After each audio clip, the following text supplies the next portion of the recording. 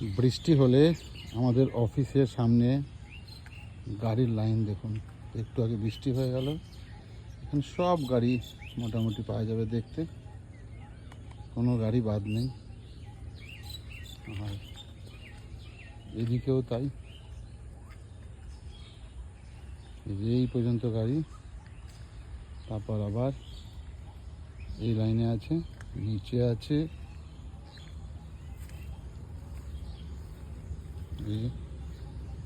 পর গাড়ির লাইন। এই হচ্ছে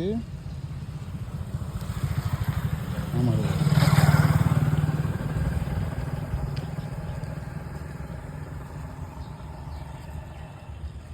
অসাধারণ দৃশ্য, দারুণ।